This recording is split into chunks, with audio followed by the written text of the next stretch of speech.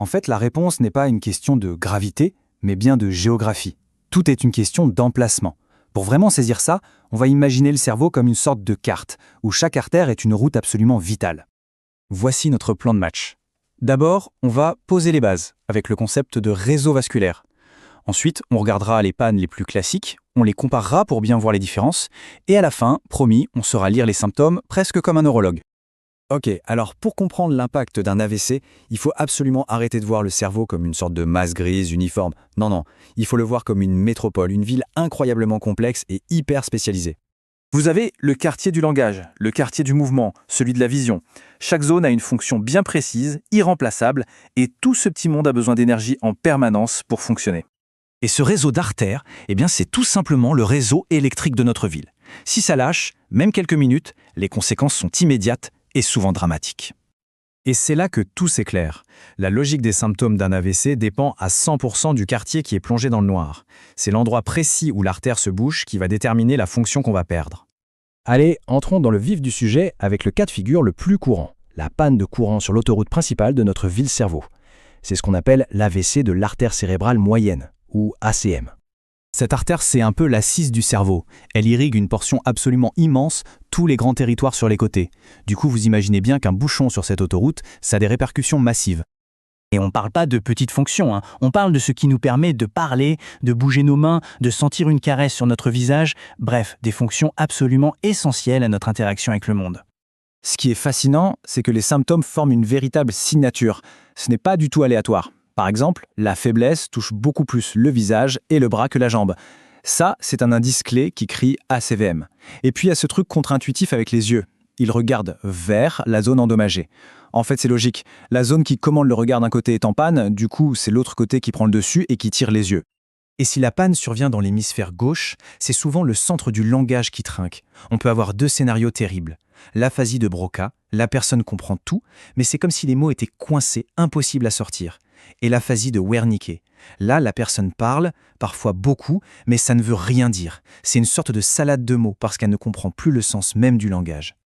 Maintenant, si l'AVC touche le côté droit, on peut voir un des phénomènes les plus étranges de la neurologie, l'héminégligence.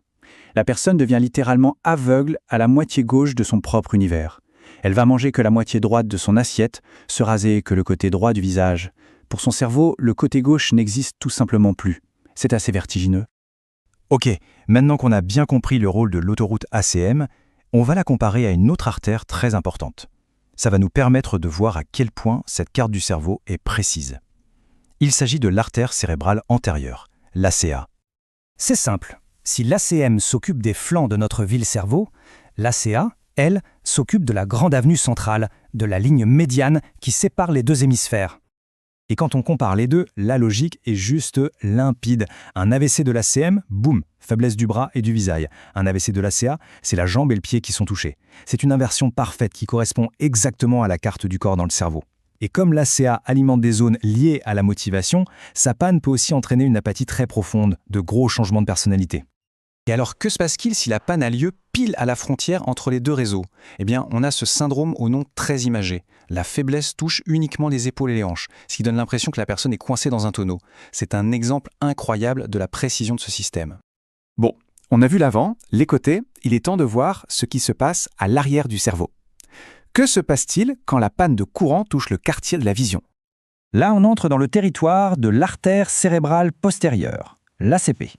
C'est elle qui est responsable d'alimenter notre centre de traitement visuel, la zone qui décode les signaux lumineux pour en faire des images qu'on peut comprendre.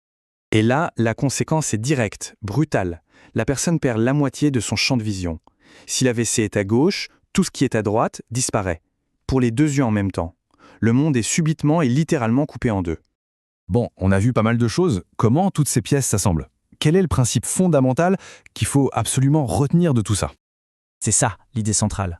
Chaque symptôme est un indice, une coordonnée GPS qui nous dit exactement quelle artère est bouchée.